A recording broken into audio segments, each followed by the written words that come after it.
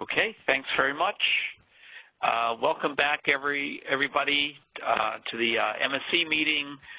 And with me again are Jim Bushnell and Scott Harvey. From the ISO joining us are Greg Cook,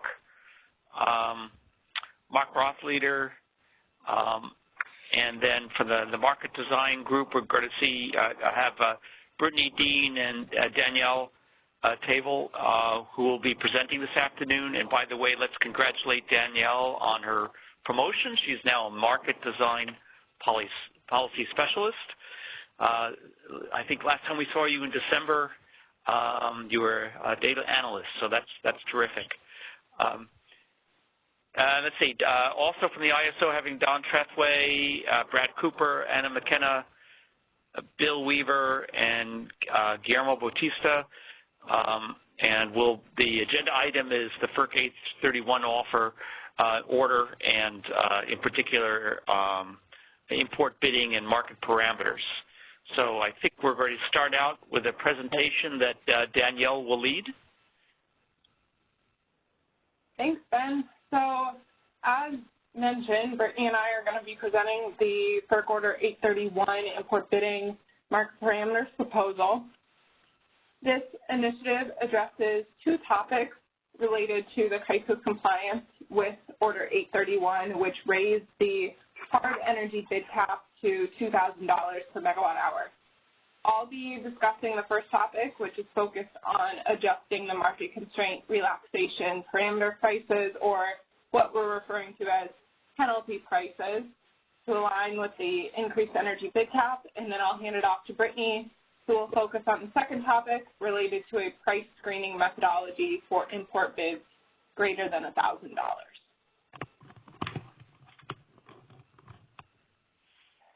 So getting into more of the market parameters proposal, without any changes to the existing market structure, once FERC Order 831 is implemented, the penalty prices would be set at the $2,000 per megawatt hour bid cap consistent with the order. However, based on stakeholder feedback and support from the revised draft proposal that we posted back in late November of 2019, we're proposing that the power balance constraint penalty prices remain tied to the $1,000 per megawatt hour unless there are verified costs greater than $1,000. So we're proposing to scale the penalty prices relative to the $2,000 hard energy bid cap when either of the following conditions exist. There's a submitted and cost-verified bid from a resource-specific resource greater than $1,000, or the CAISO calculated maximum import bid price is greater than $1,000. Brittany will be discussing this calculation in more detail later on in the presentation, but I also did want to clarify that by resource-specific resource, we're referring to a resource with specific generation design characteristics that's registered in the master file and modeled as either a generating unit or a system resource. Additionally, as part of this proposal, when the penalty prices are scaled relative to $2,000 and the power balance constraint is relaxed, we're proposing to set the prices in the pricing run at the highest price cleared bid. This is similar to the price discovery mechanism in the EIM, which is used during the startup of new EIM participating BAAs and in the EIM's available balancing capacity feature.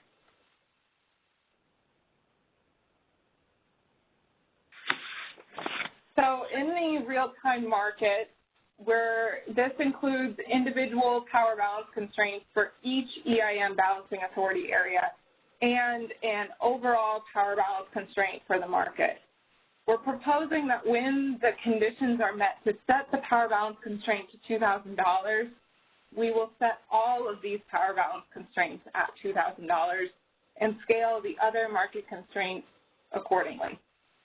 So additionally, I wanted to point out that if the conditions are met to set the power balance constraint to $2,000 for any hour in the day-ahead market, the $2,000 penalty price will be used for all hours of the day. And in the real-time market, if the conditions apply to where we set the power valve constraint to $2,000 in one market interval, then the $2,000 penalty price will be used for the remainder of the day. And I want to note that this nuance also extends into the next day for the period of the real-time market horizon for runs at the end of the day. And this approach is necessary so the market functions consistently across all intervals in its horizon, whether it be in the day ahead or the real-time market time frame. We have some examples later on in this presentation that outline this nuance that we'll get into. But before I pass it off to Brittany to talk about the import bidding proposal, I'll pause for questions and or comments from the MSC and stakeholders joining the call today too. Again, pressing #2 on your telephone keypad will indicate that you have a question, #2. Not seeing any questions at this time. Jim or Scott, any questions? Not from Scott. No. Okay, I guess we can proceed, Danielle. All right, I'll pass it off to Brittany then. Okay, thank you. We will now turn to the second part of our proposal, which is in regards to screening import bids above 1,000. Our previous revised straw proposal was proposing to screen all import bids. We are now proposing to price screen only resource adequacy import bids. When we do this, the remainder of the presentation is referring to these RA imports that are non-resource specific.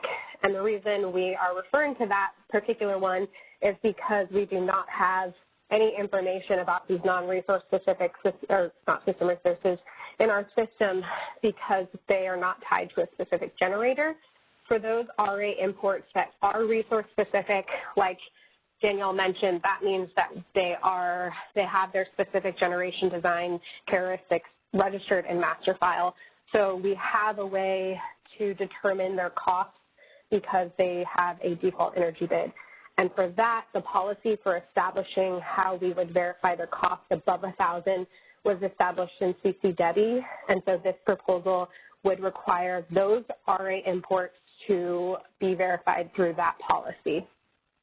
For the non-resource specific resources that do bid above 1,000, we are proposing that when their bids are greater than 1,000 and then greater than our ISO calculated maximum import price, we would reduce their bid to the higher of the 1,000 or the ISO calculated maximum import price.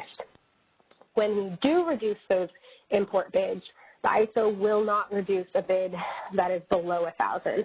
So if a bid is between 1,000 and the ISO calculated maximum bid or maximum import bid price, then we would not be further reducing their price below that.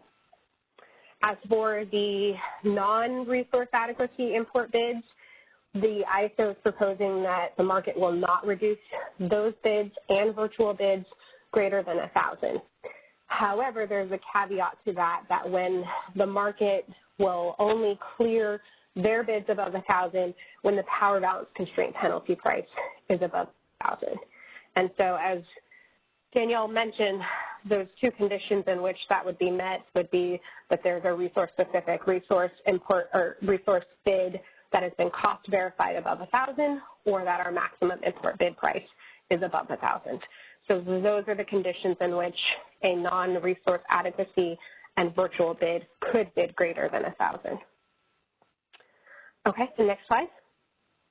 So the proposal does recognize that if we were to reduce these non-resource adequacy bids to a maximum import bid price without verification of cost recovery, it would discourage those imports from bidding into our market.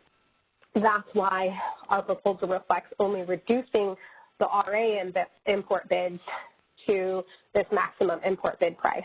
The reason for that is we would not be further reducing our import supply if we are just reducing the RA import bids. The reason for that is RA import bids are required to bid into our market through their must-offer requirements, and then any risks that are associated with RA having their bids reduced to a price that is lower than their actual cost can be accounted for in their bilateral contracts. This is reflective of the direction and the feedback we've gotten from stakeholders in numerous conversations, not only in this initiative, but previous through the CCW, in that it is, like I mentioned before, there's no practical methodology for determining costs for these resources, these non-resource specific resources, where we do not know where they're coming from.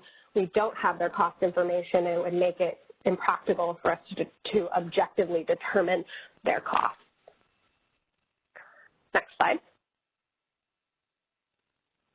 We recognize that the proposal to accept non-resource adequacy import bids and virtual bids in the market above our maximum import bid price of $2,000 during certain periods have some risks that could result in excessive market prices. However, we believe that there are two factors that will mitigate this risk.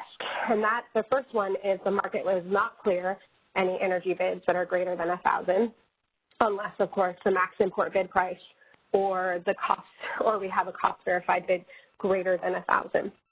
Additionally, the ISO has the added protection that we should be able to meet demand by only using those resource adequacy bids. And second, the day-ahead market has the additional protection that energy supply is cleared against economic demand bids. So, next slide, please.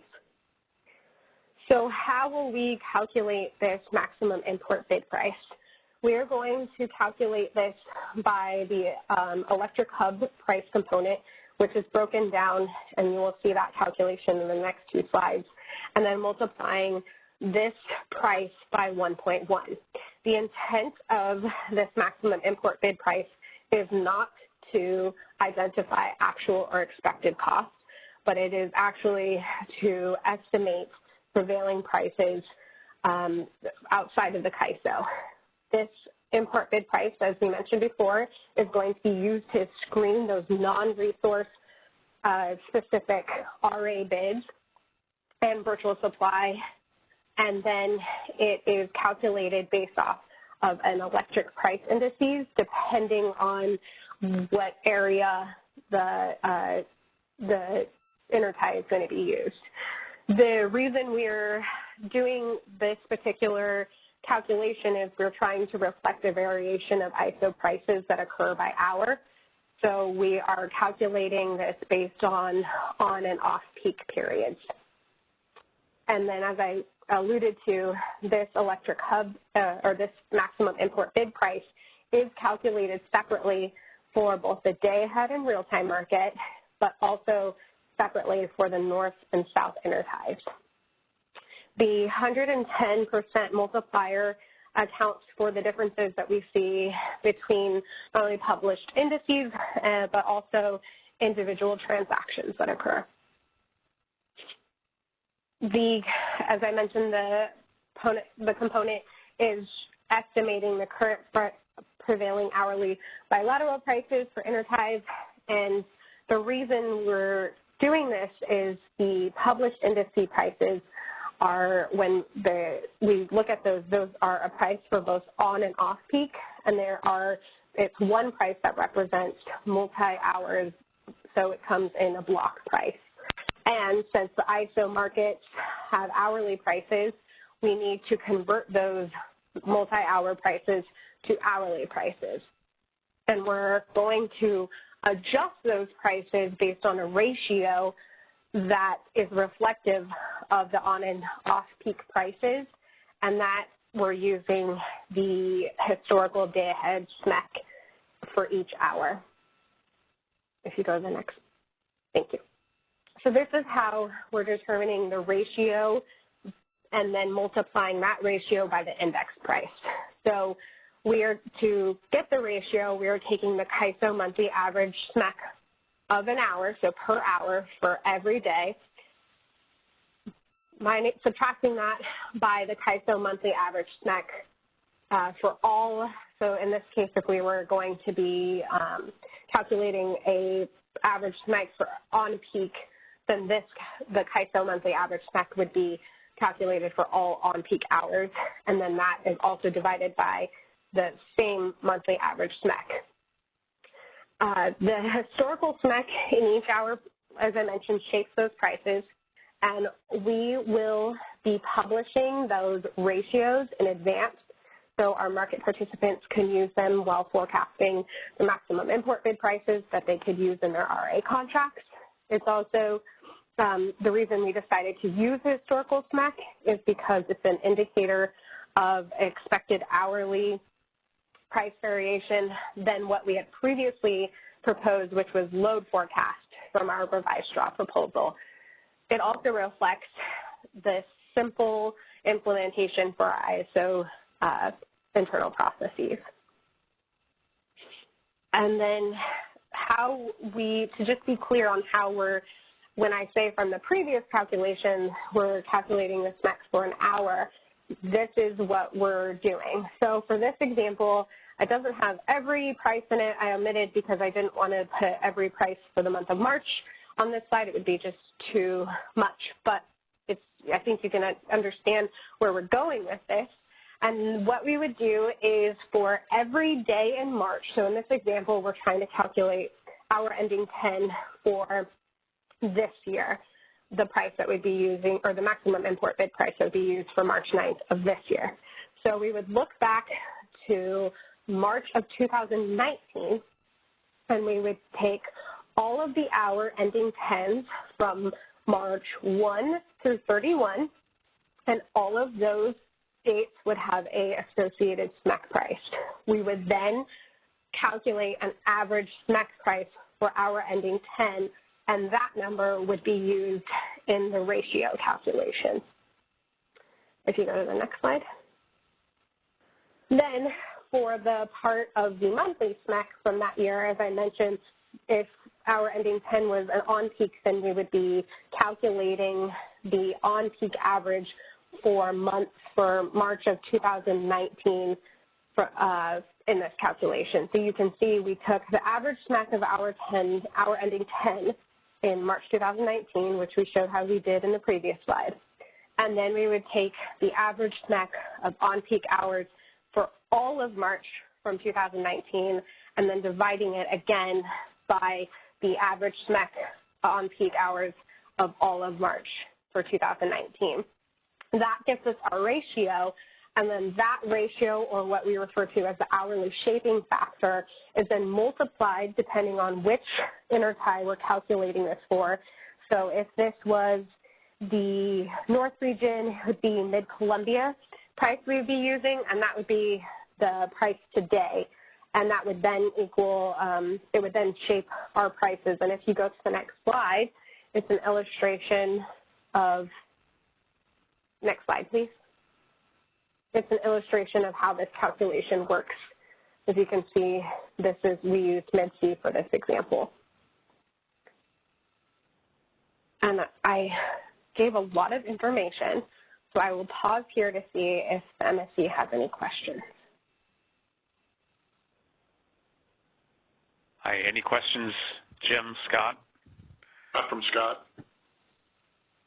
I was curious if there has been, or maybe will be, an attempt to look at whether these profiles, these hour-of-day prices, look different during different market conditions. So, for example, there might be the concern that during a period where prices are really, really high, that this average profile might not be reflective of the profile during periods of maybe extremely high or conversely extremely low prices.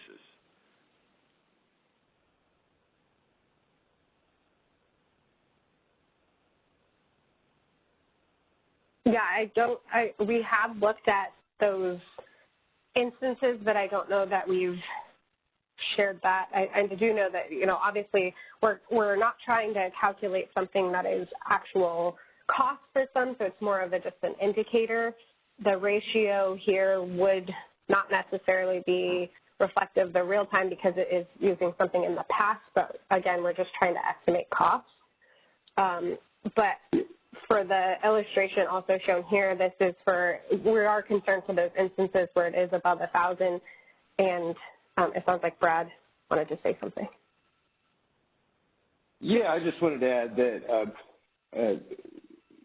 we were balancing implementation complexity. We actually looked at whether, rather than basing the SMECs,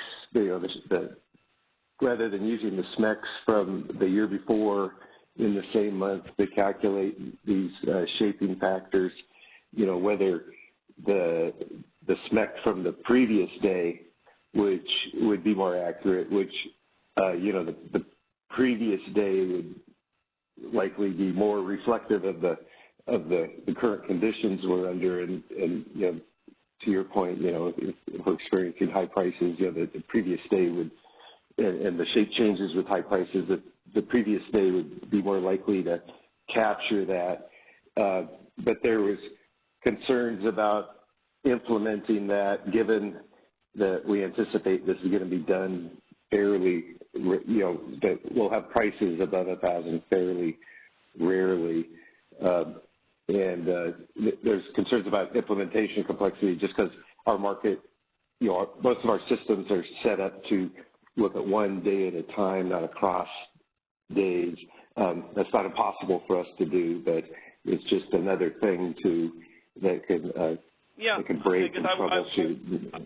I wasn't necessarily proposing a much more complicated implementation. I just thought if you sliced this profile, let's say you took every day of the month and cut it into quarters, and you looked at the 25% of the days with the highest prices, whether the hourly shape looks like the mean shape.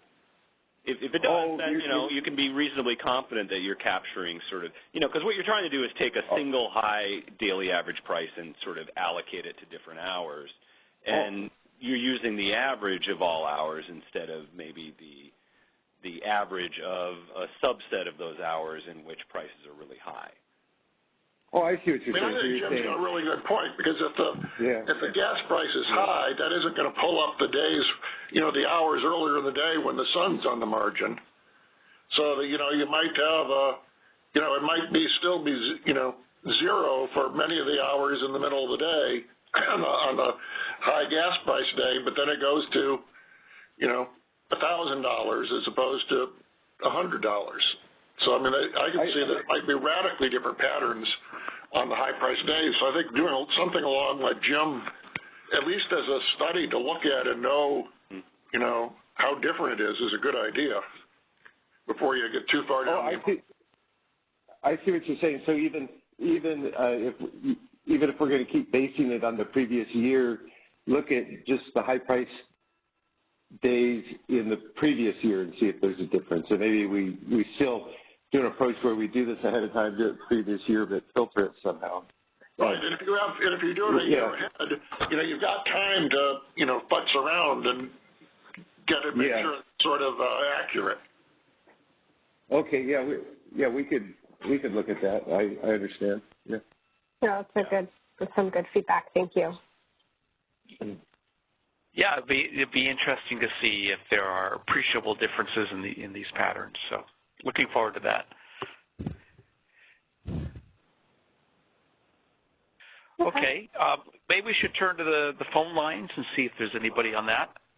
Yes, we have like one to ask a question. Please go ahead, state your name and ask your question. Hey, this is Michelle Keto from the CPUC. I'm struggling. I have two sort of questions that I want to ask. So I'm just struggling with the overall rationale. So let's say there's an RA resource and you've paid them a capacity price, and really you're paying them for their capacity to be dedicated to California. So let's think of an internal resource. So we have a hydro resource. That hydro resource is an RA resource, so it's dedicated to California. It either sells today or it has an opportunity cost to sell, the opportunity cost is I could sell in August. So you bid higher now. But the opportunity cost isn't the ability to sell outside of California. The capacity is dedicated to California. So in the context that you guys are talking about, we now have an RA resource. We paid for the capacity, right? So we would think that if we are talking about capacity, we've paid for the capacity, and then we're developing the opportunity cost based on their ability to sell outside of California. I guess I'm fundamentally not understanding how that makes sense.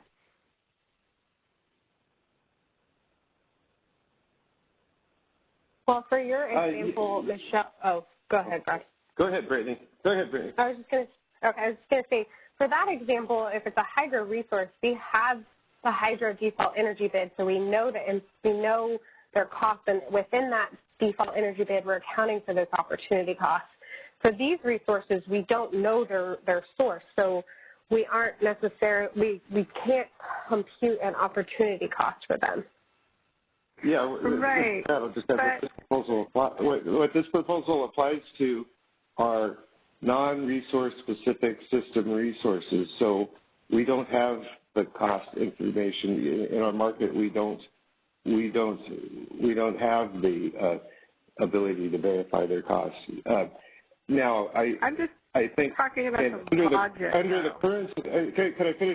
let me finish the statement, please. Under the current RA rules, if resources aren't offered in the day-ahead market, they don't have to bid in real time. So, I don't know, maybe we don't need for this maximum import bid price to be an opportunity cost, but I think it is debatable under the current rules whether opportunity cost is a real cost for them or not. But I think that's more of a subject for the RA initiatives where we're looking at, rules strengthening up their commitment to dedicate that capacity to California. So you're not deriving this as an opportunity cost, the opportunity. Oh yeah, okay, so you're not developing this as an opportunity cost to sell outside of California. Yeah, I'm sorry. No, we're looking at this as a indication of prevailing energy prices, and so since we don't know the source of these non-resource specific import bids, that's what we're using to screen the price level of the bids based on the prevailing bilateral energy prices at the hubs. Okay, but you can understand my concern about the logic, right? So the logic for internal resources is that they are dedicated to California, and the opportunity cost is the ability to sell later in California. Here we're saying, I think the logic is their opportunity is to sell outside of California, not be dedicated to California, right? No, I don't really understand that logic, because under the current rules, their obligation is to be available to California by offering a bid. There are no rules under what bid price they have to offer. I know we're thinking about stuff like that, but we don't have any current rules like that. Okay, well, let me just go at it a different way. For internal resources, for hydro resources, the opportunity cost is the ability to sell now or to sell tomorrow in in August, right? So it's an internal opportunity cost, right? We don't say you hydro resource internal to California that's dedicated for RA purposes, your opportunity cost is to sell to some distant hub. Is that right? Okay, let's just assume that's right. Now, for external hydro resources, we've developed a different opportunity cost, right? So for hydro outside of California, the default energy bid that you guys have developed that would be in place, I assume, if we went sort of to a capacity market, is the ability to sell outside of California at a distant hub. But if they're RA resources, if those hydro resources are RA resources supposedly dedicated to California, how does the logic of that default energy bid make sense in that context? It really should be the ability to sell it to California later in the year, because your capacity should be dedicated to California. If you're paying them a full capacity price like we're paying internal resources, right? Well, the current rules, their obligation is to bid into our market, and that's what they're doing. But in any case, we're not looking at this as an opportunity cost. We're looking at this as an estimation of prevailing energy prices, and we don't know whether the import is backed by a gas resource or a hydro resource, or even where it's coming from. So we're using the prevailing bilateral prices or the bilateral price index as an indication of prevailing prices, which is a screen as to what reasonable prices are at the moment. But if they're dedicated to California, why isn't it California price? In any case, I don't think it's going to matter a whole lot, because if prevailing prices are $1,400, and so we had some rule that we were going to reduce these RA resources bids to $200, the marginal price in our market is probably going to be somewhere around $1,400. Okay, so but if the resources are RA, why don't we let the MSC chime in and get their views on this? Well, I'm not sure. It sounds like your question, Michelle, relates more to the DEBs for hydro resources than it does to this specific context of a system resource. Not exactly. System resource, because this rule is more of a proxy for, we don't know what resource is out there, and we're using this index price as a proxy for what we think the cost of the resource that's going to be selling into California is, not as an opportunity cost per se. I think we could use a gas price, but that might be too high actually sometimes, because gas might not be the the fuel. But I see your point that maybe this is this could be an opportunity cost of selling somewhere else, but it's probably going to reflect the level of gas prices a lot of times. But maybe we could use a gas price index, I guess, but that could have its own distortions.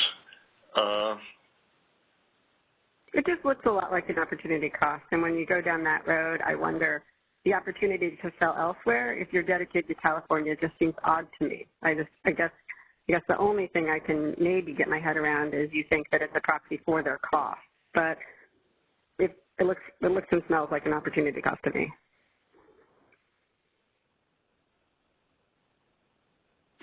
So I think, Brad, what you were saying is that if the markets are arbitraged, you'd expect the opportunity cost in California to be not terribly different from that outside. I mean, usually prices are higher rather than lower. So, Brad, your argument wouldn't make much difference? Yeah, you said opportunity cost. I think you meant price. Yeah, I mean, if opportunity costs in California are based on California prices, then if the California prices are, pretty well arbitraged with outside of California prices, then opportunity costs within California won't be that much different and might even be higher than those outside. It's more likely they would be higher than lower. Right, but then you have transmission congestion to get into California. Right, in which case they might net that out higher if things are well arbitraged. Okay, if we thought the prices of other offers were going to set the price all the time, we could just say they could submit as price taking and then they get paid the market clearing price set by somebody else. I mean, I think the reason we want them to bid is, well, maybe they're not economic. Maybe they're actually higher cost than resources we have in California. And so do we want to have, it's a market efficiency, and if it's really inefficient, we'd be driving up the price of RA resources in the future. But also recall that one of the largest players, but just recall that the largest players in the Northwest are hydro resources, and their opportunity costs are as we've determined, are the prices at distant hubs, not the price that they would have sold later in the year in California, like internal resources. I'm just saying we're treating internal resources and external resources vastly differently here for RA purposes. For RA purposes, they're really supposed to be dedicated to California, right? So now I want to bring this up in the context. You're saying we don't know them, but PowerX's proposal is to have some loosely based resource-specific resource that could then be kind of like capacity and get this kind of treatment. So sell their capacity, then they can get this kind of treatment without actually being resource-specific. If they're actually resource-specific, I have no issue. But if they're sort of kind of resource-specific for RA purposes but not for this purpose, then that's kind of doesn't make sense, because we're going to be paying them capacity prices for energy that they're saying they could sell elsewhere. Do you guys get that? If we're modeling them in our market as resource-specific imports, then this proposal doesn't apply to them. We would cost verify them just like a generator inside the Cal. Yeah. But based on the now there is talk of RA requirements that are linked to where someone has to specify the BA and maybe a group of generating units where the power comes from, but those are still bid into our market using our non-resource specific system resource model or functionality, and those in our market are not linked to specific resources, so we do not have the ability to verify the cost of those. Potentially we could come up with some other kind of import model, which we could, but we don't currently have that ability. Yeah, and that's why I object, is that you want to call them RA and keep them under the non-resource specific, which has all these outs. So then their capacity dedicated to California, but they don't really have to come here. And that's why the resource specific model is just so incredibly important if we're going to move forward with this. Okay, so I'll go to my second point. So I just want to get at this resource-specific resource thing. I'm looking at the matrix of ISO import document, and I'm looking at the resource-specific resources non-dynamically scheduled, and maybe this is a mistake, but it says that that you don't have the physical unit parameters, Pmax, Pmin, ramp rate, and heat rate for those resources. I'm just wondering if that's a mistake, because it also says you can calculate the default energy bids, but I'm just going back to your point that you said if you don't have the physical unit parameters, it wouldn't apply. So I'm just trying to clarify again, if it's a resource-specific system resource non-dynamically scheduled, which doesn't exist in California, there are none of them right now. In this case, would you be using the default energy, would you be treating them similar to internal resources? And do you actually have the physical unit parameters?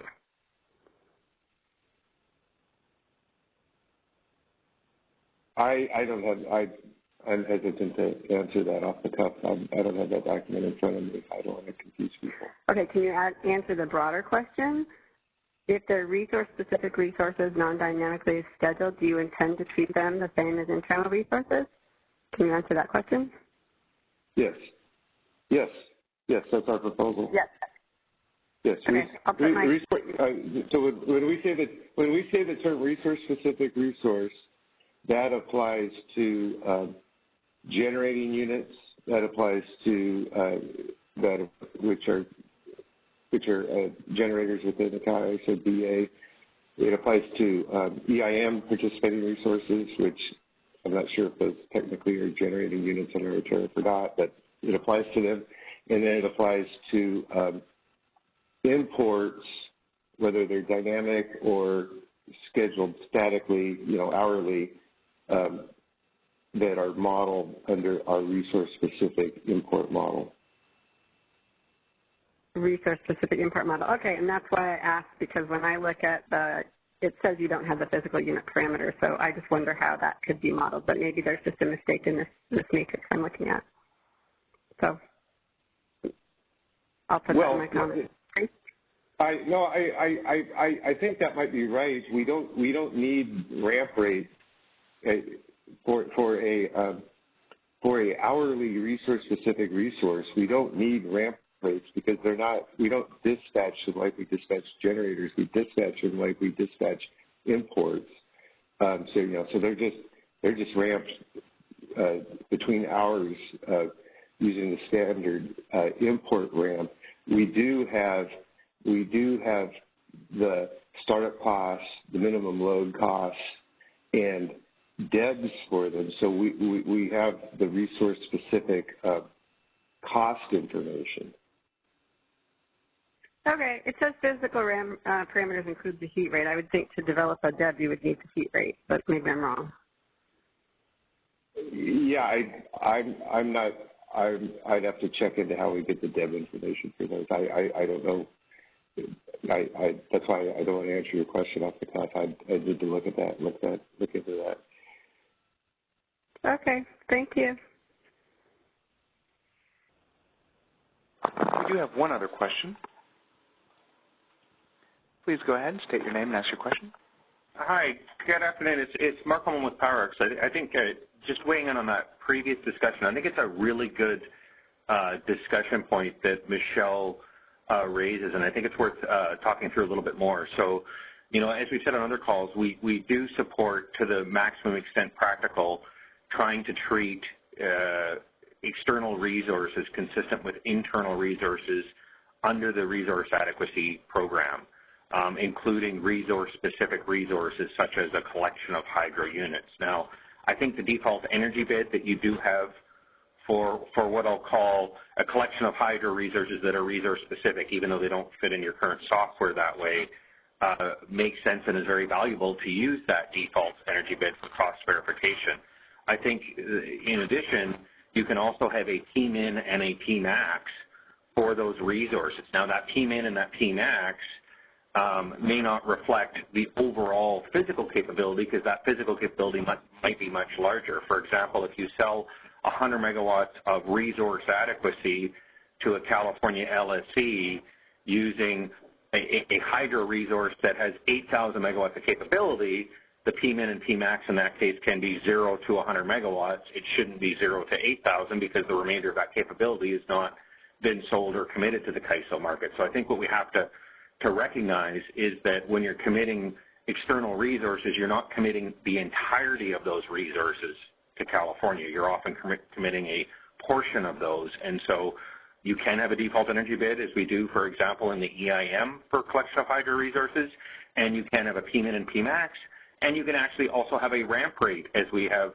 for interchange transactions. So all of that can be quite similar. Now, in terms of cost, I think Michelle raises a really good point that I think is worth talking through. So if we talk about a thermal unit first, gas prices in California, as we saw a few winters ago, might be $5 when gas prices outside are $20. And we want to make sure that the price that we're using for cost verification reflects that $20 gas cost under those circumstances, not the $5 internal California gas cost. And so the shaped hourly hub price is a good proxy, not necessarily for opportunity cost, but for the actual cost of a resource producing power. Now we can shift and talk about hydro, which I think is also an important consideration, which is the water behind those hydro resources is not used exclusively for serving California. And so when you say, well, what is the cost per se of that fuel? The cost of that fuel includes the ability to use that fuel with hydro capacity that's not committed to California to both serve domestic load but also to make sales. So, for example, if someone has sold 100 megawatts of resource adequacy capacity to California for the month of July off 1,000 megawatts of hydro, you say, well, what is the cost of fuel? Well, that fuel may be used associated with the other 900 megawatts of capacity to make a sale in the Northwest at Mid-C, in the Southwest at Palo Verde, or it may be water that is being used and the actual cost of that fuel is associated with using that fuel in August when there is no resource adequacy sale to California to make a sale in another market. So I agree that we should be trying to use it as a proxy for that cost, but we need to recognize that the fuel cost associated with external resources is not the internal California fuel cost. If it's a gas unit, it's the gas price in the external. If it's a hydro unit, what's the cost of that fuel associated with hydro, and that has to include how that fuel might otherwise be used in other periods or with other hydro capacity that is not under an RA contract. And so I think, you know, some of the great work that was done last year on the hydro DEB goes in that direction. I think this shaped price also helps try to become a good proxy for what the cost of the external resource is that's running.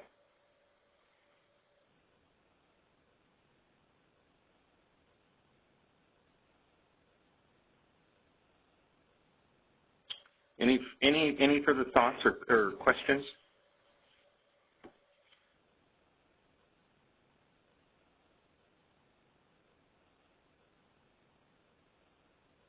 Jim. I think we're okay. Thank you for the comment. No other questions on the call? Okay, I think if there's nobody in the line, I think we can continue to the last few slides then. Perfect. And then I will turn it over to Danielle, who's going to combine both proposals and turn them into examples. Okay. Thanks, Brittany. Thank you, Brittany. Since we've discussed both aspects of the proposal, we wanted to review a few examples that tie these proposals together. Do keep in mind that these examples are meant to be at a high level and meant to illustrate the effects of implementing the proposed topics previously discussed. So for example 1, we have the following inputs into the day-ahead market. The highest price submitted bid from a resource-specific resource is $900 per megawatt hour. The highest price submitted RA import bid is $1,050. The highest price submitted non-RA import bid is $1,200. And by import bid here, we're referring to a system resource bid at a CAISO intertie. And the highest price submitted virtual bid is $1,000. And here we're referring to virtual bids at nodes in the CAISO balancing authority area. And the CAISO calculated maximum import bid price is $1,100. So given these conditions in both the scheduling and pricing runs, the power balance constraint penalty price would be set to $2,000 because the CAISO calculated max import bid price is set to at least $1,000. Also, I want to point out here that virtual supply, virtual demand, physical demand, and exports can all bid up to $2,000 in this scenario. Bids are limited up to $1,000 per megawatt hour unless the conditions exist for the power balance constraint to be set to $2,000. So if we assume the market must relax the power balance constraint in this example, then the energy prices and the pricing run would be set based on the highest price cleared economic bid, which is the $1,200 non-RA import bid. It's important to note that here the non-RA import bid and the virtual bids are allowed to clear above $1,000 because that CAISO calculated max import bid price is greater than $1,000. So for example 2, we have the following inputs into the day-ahead market. The highest price submitted bid from a resource-specific resource is $900. The highest price submitted RA import bid is also $900. The highest price submitted non-RA import bid is $950, and the CAISO calculated maximum import bid price is $200. So in this situation, in the scheduling and the pricing runs, the power balance constraint penalty price would be set to $1,000 to determine the dispatch and prices.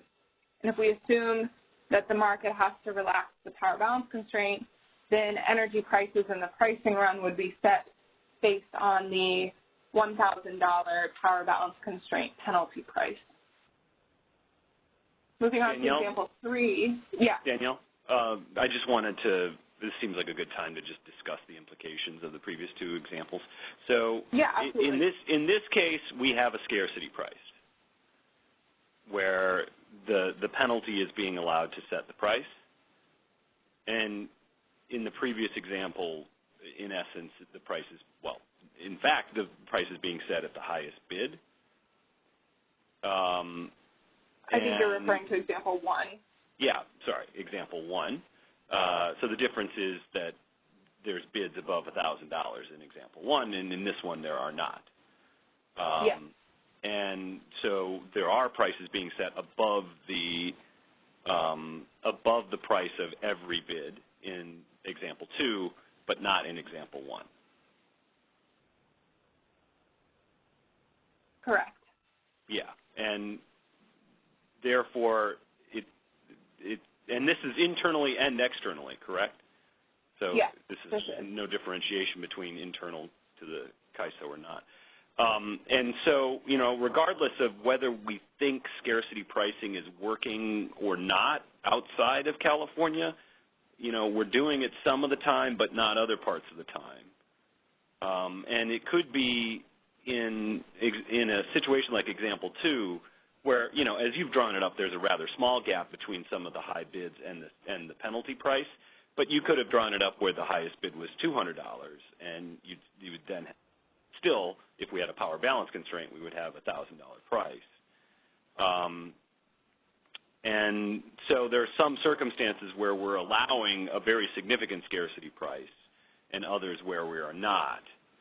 And I'm just sort of making the observation that we're kind of saying that the scarcity price is okay when marginal costs are lower, but not okay when marginal costs are higher, and that's kind of a funny way to think about scarcity pricing. This is Brad. Hey, Danielle, this is Brad. I'll weigh in on that point. This approach, the way we're looking at this approach is that you know, currently the bid cap is $1,000, and our quote-unquote scarcity price set by the power balance constraint relaxation price is at the bid cap at $1,000.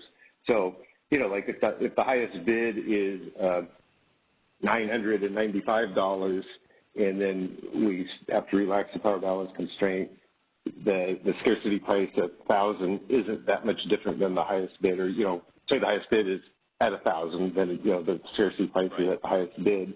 This approach assumes that we're not, so to speak, raising our bid cap to $2,000.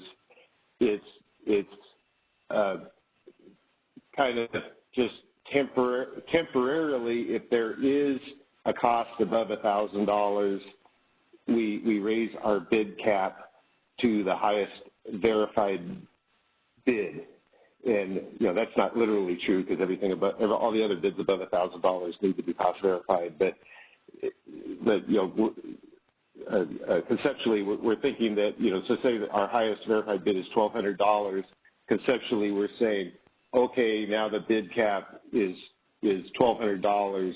And we're letting in the we're setting the price at $1,200. Now, I know that logic breaks down a little bit because we are allowing the non-resource specific, the non-RA imports and the virtual bids that they could potentially be above that price when prices are above $1,000. But, you know, that's kind of the thinking, that the level of the scarcity price should be commensurate with the I guess the market needs, whether it's above $1,000. Right, just a terminology thing here. I guess maybe I'm the one who's out of line with the normal usage, but I consider the scarcity, at least the scarcity component, to be the difference between the highest marginal cost and where the price is set. So it's the gap between the highest bid and where the price is. That's the scarcity component. Yeah. And so by that use of semantics, there is no scarcity when the price is above $1,000, because you are setting it at the highest bid. And now, setting aside the virtual component may unwind all of this, but if every resource is cost verified and their costs truly are above $1,000, we're basically saying that there is no such thing as scarcity pricing on emissions. Even if we run out of cost verified generation, we're going to set the price at the highest cost.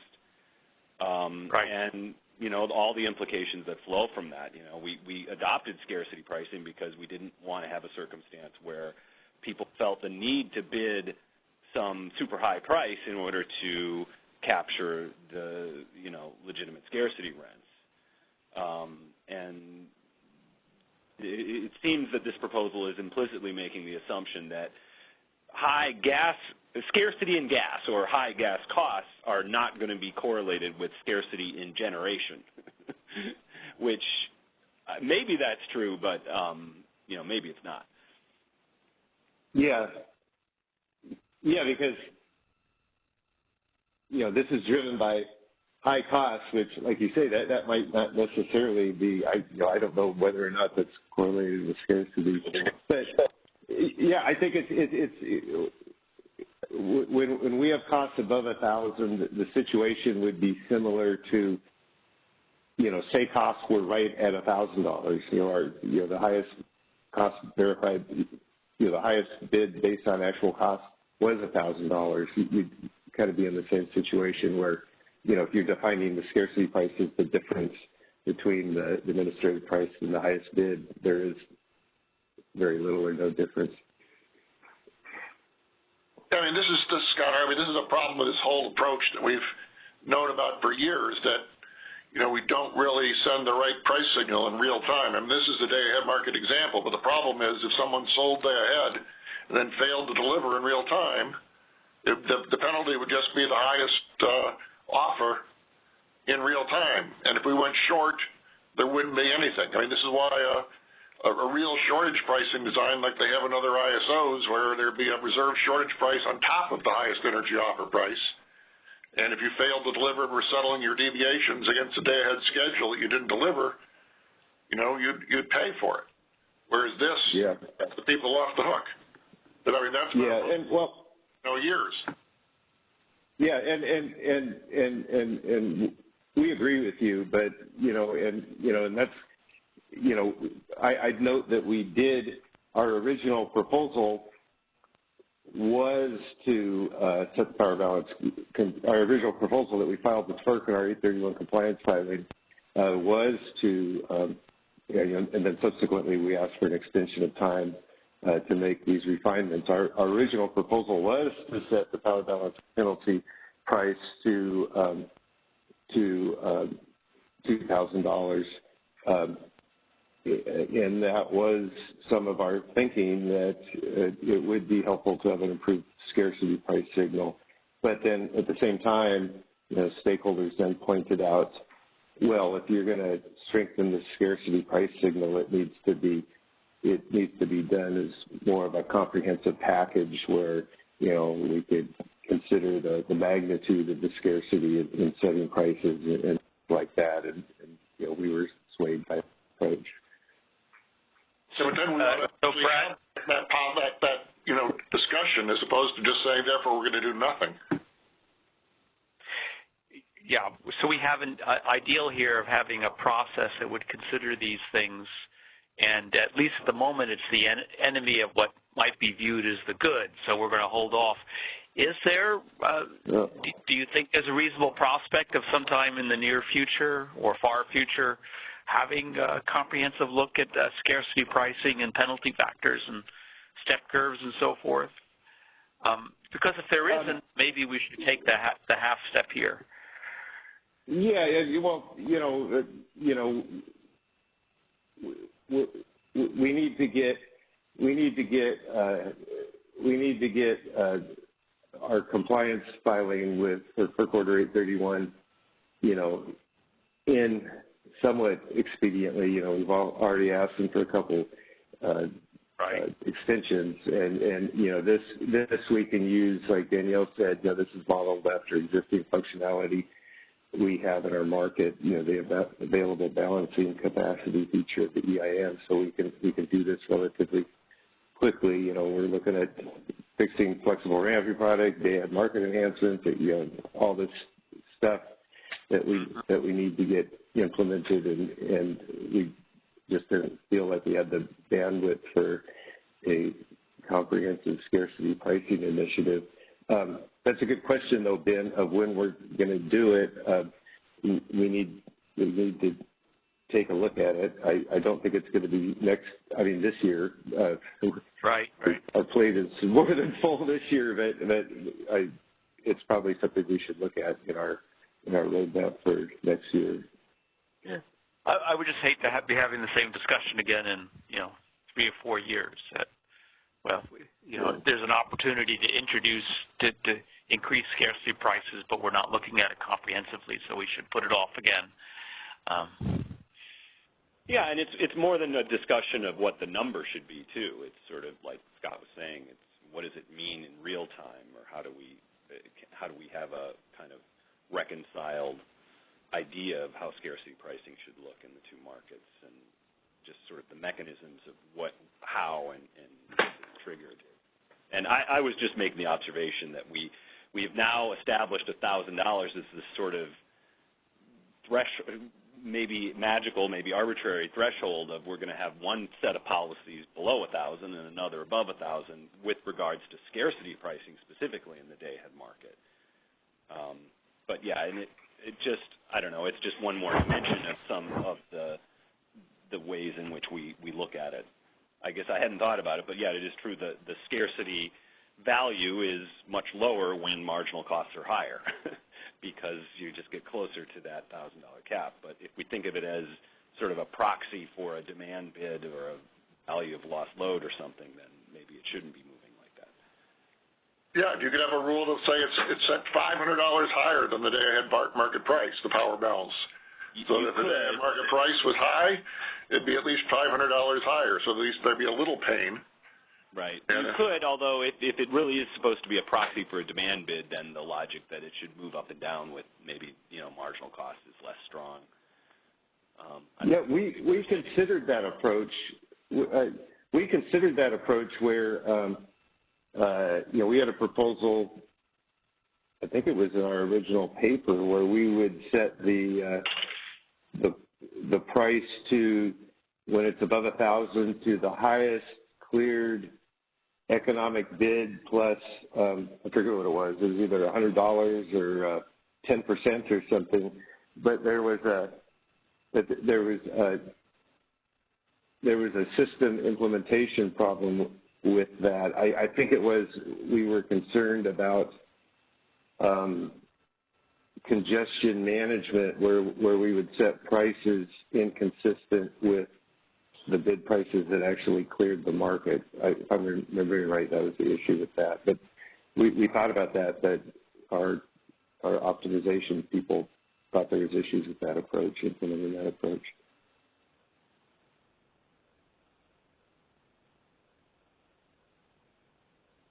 All right, I just wanted to have that discussion at some point. It just seemed like a good time to bring it up. Thanks, Jim. Sure.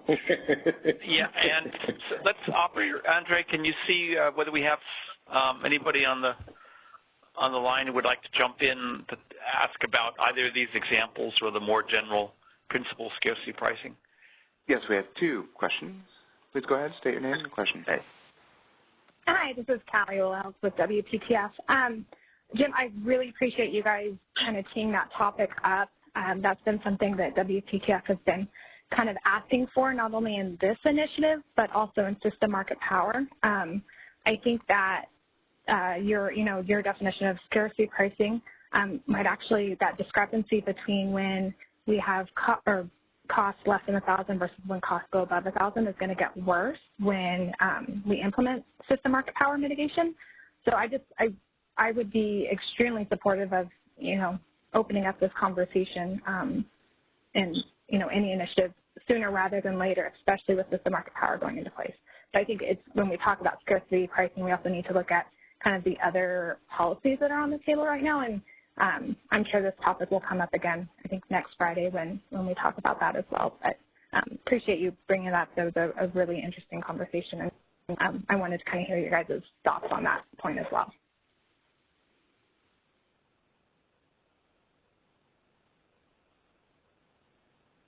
I agree it's relevant in the system market power mitigation discussion as well.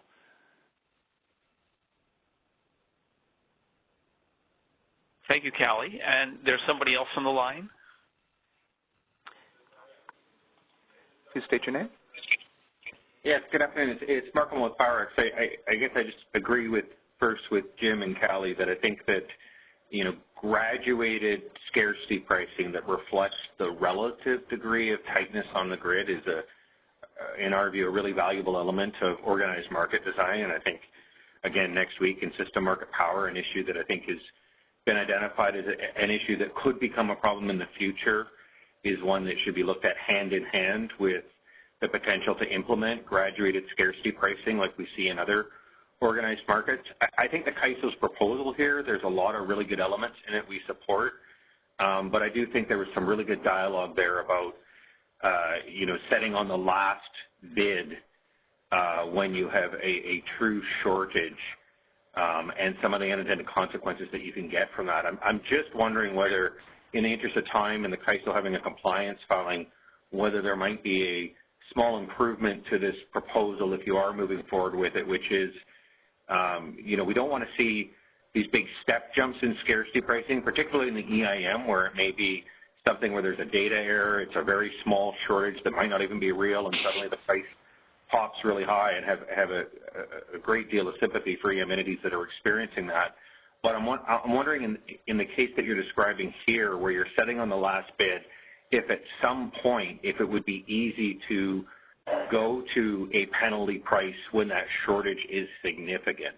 In other words, if you're going to go to the last bid to set the penalty price, maybe you do that, but when the shortfall hits 100 megawatts or hits some level, is there the ability to easily just move the price at that point as a near-term, interim solution? Because it would be, I do agree with a lot of the MSC's concerns that were raised with setting it at the last bid, especially when it becomes, you know, whether your shortfall is 1 megawatt or 1,500 megawatts, we're going to set the price with no penalty price just at that last offer, and what the unintended consequences of that are, or whether you should do that perhaps as an interim solution, but only for a certain quantity, and then when the shortfall is significant, it clearly is a shortfall, there clearly is a power balance. Do you at that point say we should go to the same penalty price as the other organized markets?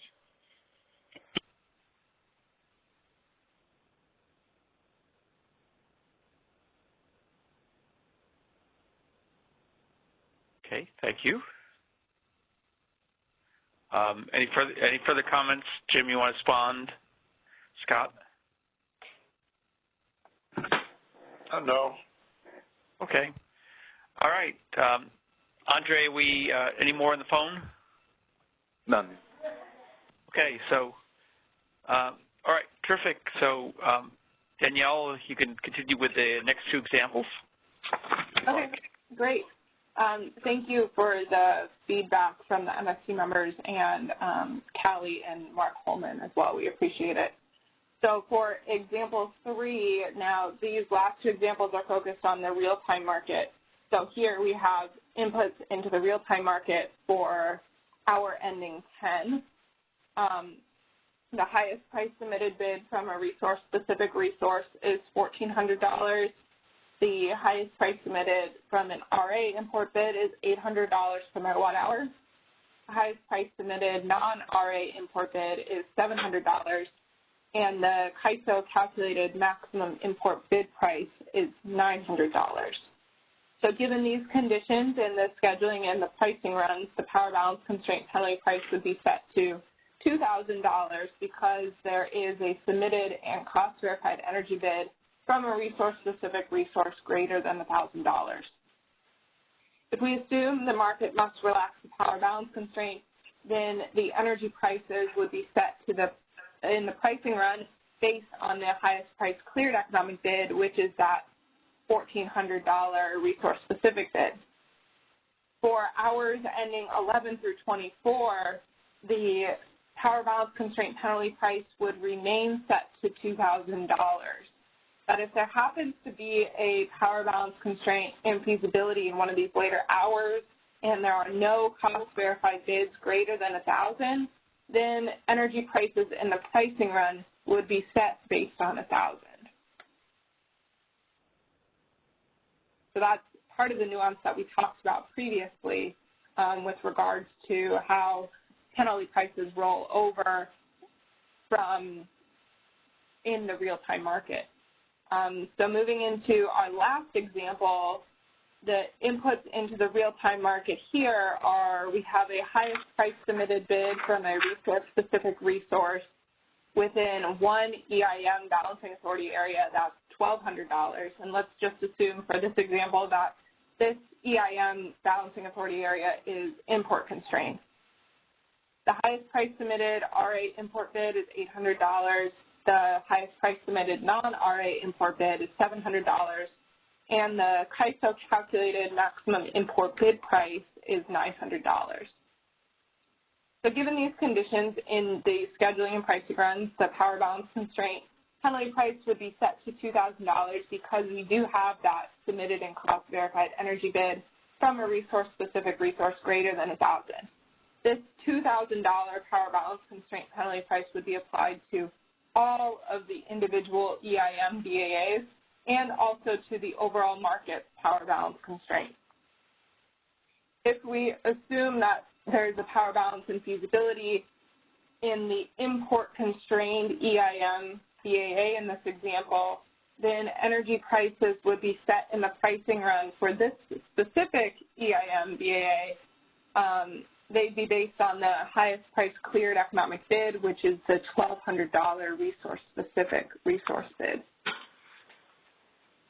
Since the market outside of this import-constrained EIM balancing authority area can reach a feasible solution, the overall system's power balance constraint does not need to be relaxed in this case, and the prices outside the constrained BAA are produced using the normal process. So there's no special pricing provisions for other BAAs in this example. So I'll pause here for any further comments or questions, but that's all that we had to present for today. Okay.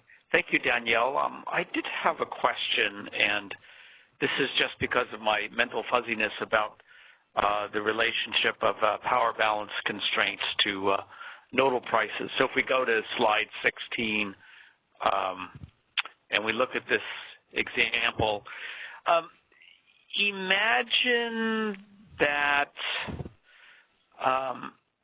because of congestion, imagine that there's an economic bid.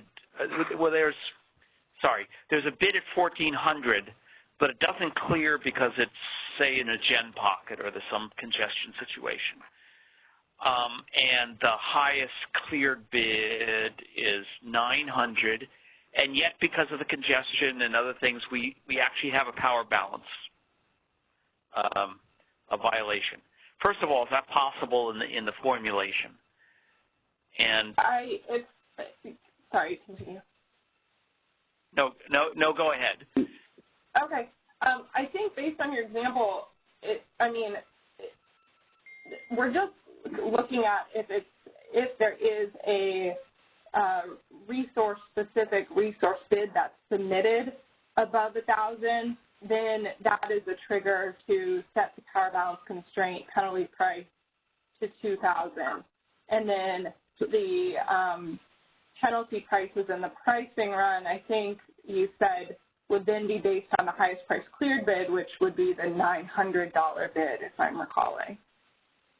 Yeah, but what Daniel's saying is right, Ben. But so what you're asking is there's a bit above there's a bit above 1,000, but because of congestion, it doesn't clear, which can happen. And I'm sorry, my dog's going crazy out there.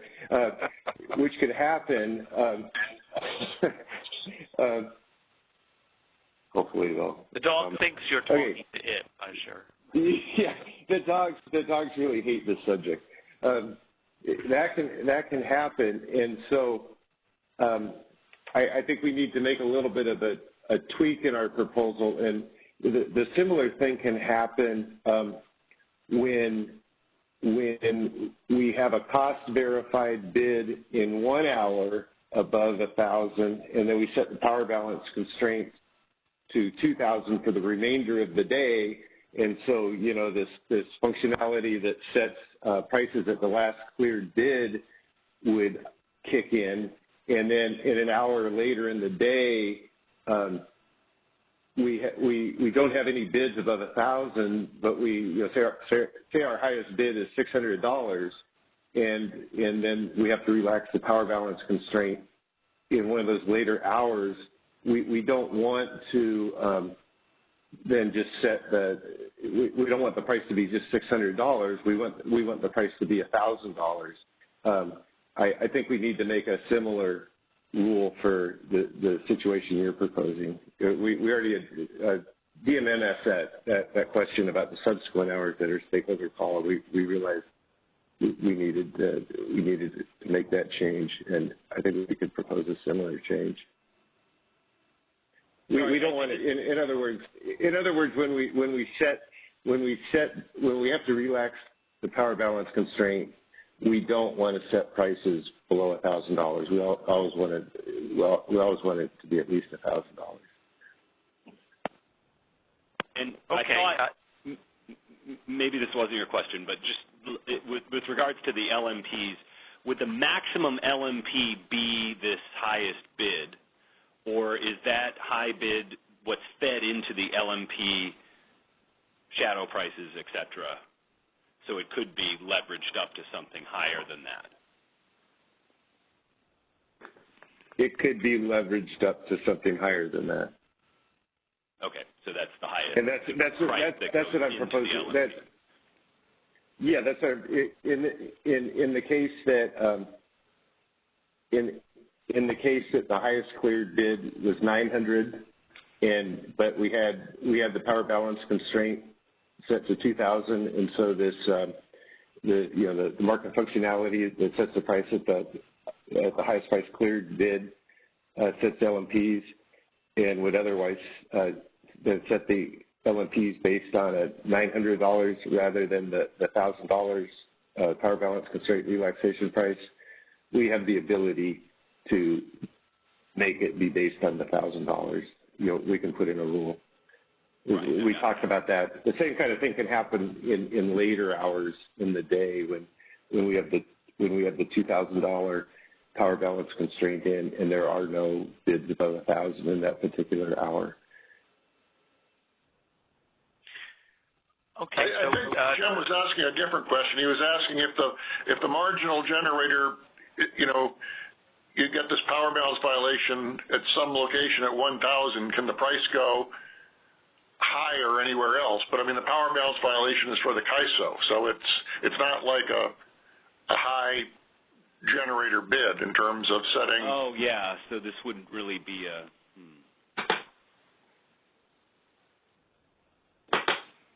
But I'm thinking of the case where there is a verified bid above $1,000. And so the penalty is $2,000, but I guess I'm still not quite clear on how this rule of setting prices at the highest bid works in an LMP setting then. Could the LMP still go above the highest bid if congestion is? I think the answer is if it was a bid. Mm-hmm. And it set the LMP, then the LMP somewhere else could be higher than that bid. But I think it might work a little differently when you're just setting the power balance penalty price equal to the highest bid. So you're not really setting the highest bid at a location to that highest bid. You're setting the penalty price to that bid, whereas if it were an actual bid of a resource, it'd be at a specific location, and you'd have generation shift factors that would calculate LMPs for everywhere else. So I guess it's a circumstance where there is a verified generator and there's scarcity. Mm-hmm. So that would mean I guess that's what I'm asking. So there is. No, but Jim, that's what I was answering. It's still, okay. You're still setting a power balance penalty. You're not calculating the LMP at that location. You're saying we're going to set the power balance violation equal to $1,200. And so you're just not going to allow. You're going to violate the power balance then, rather than let the price go above that. Yeah. Okay. Yeah. So you'd never see LMPs above the highest bid anywhere. Due to a power balance violation. Right. Yeah. But yeah, but if there were a verified bid with, let's say, $1,200, and you didn't have scarcity, you could get prices above $1,200. Right. That is kind of. Yes. Yeah. It's one of the many reasons this doesn't make sense. Yeah. But.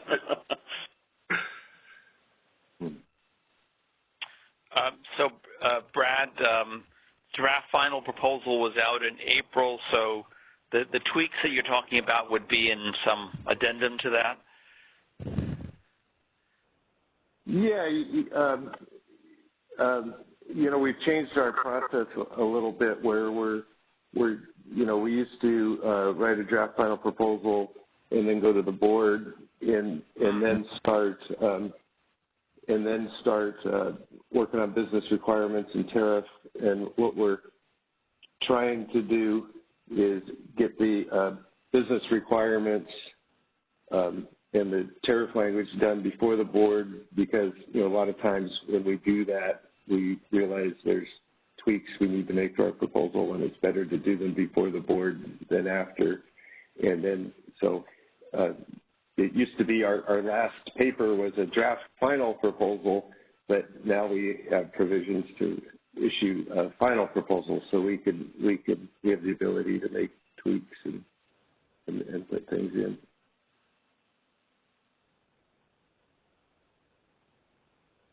I had a question just about maybe you could just remind me how non-generation resources that are identified.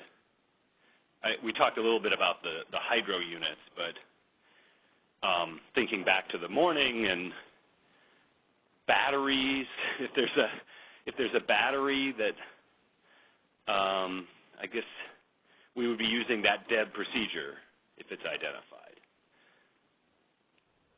So whatever we're doing for DEBs for other purposes would be applied to these NGRs in this context as well. Yes, I can't remember specifically what we said about NGRs in our CCDEBI and our 831 proposal. I think we said they're limited to $1,000 until we have a DEB for them, because we don't, until we have a DEB, we don't have a basis to verify costs. But so presumably, once we do have DEBs for NGRs, we would verify costs like we do for other resources with DEBs. So, like, demand response would be limited to $1,000 as well, sounds like. Yes.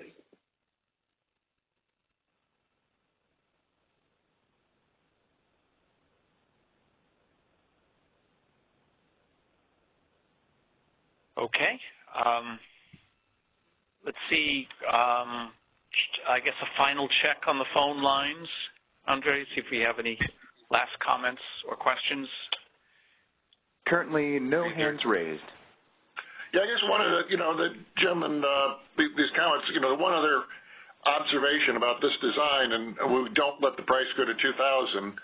We got the resource with its highest verified cost of $1,200 in real time, but suppose its costs are really $1,400 or $1,600, but it isn't verified because that's what they have to pay to get gas.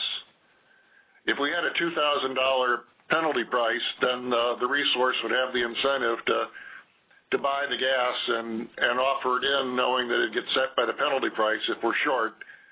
But under this design, it's better just not to be available.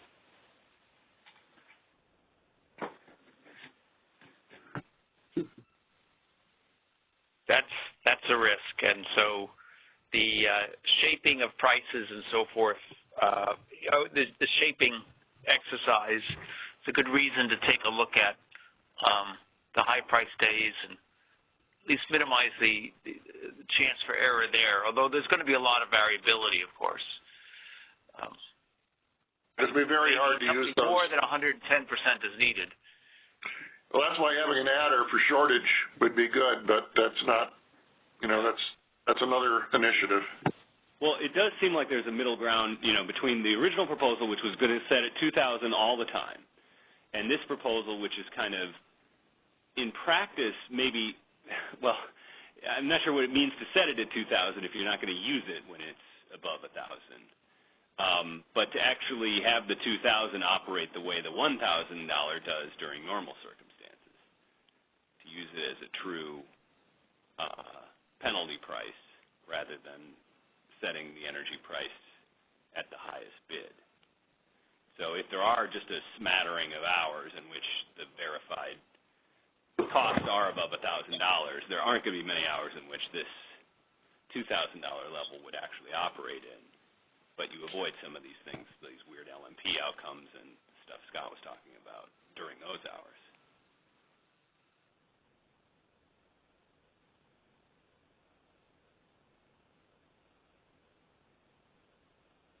Okay. If there's nothing else, I guess I'll thank Brittany and Danielle and everybody who's on the phone for participating. I'm sorry, is there something else? No, I just thank you, Ben. Great. Usually we have another agenda item after this, which is future business. But we got all that already. Yeah, we're gonna see you all next Friday, I hope. We'll, I think we'll be doing CRRs and what's the other agenda item for next Friday? Just the market power. Yes, both very important issues. And then 3 weeks from today, we'll be having yet another meeting, which will certainly include the day-ahead market and flexible ramp product, unless they don't. So, all right. Well, thank you, everybody. And I think at this point, operator, we can end the call. That concludes our conference. Thank you for using AT&T Event Conferencing Enhanced. You may now disconnect.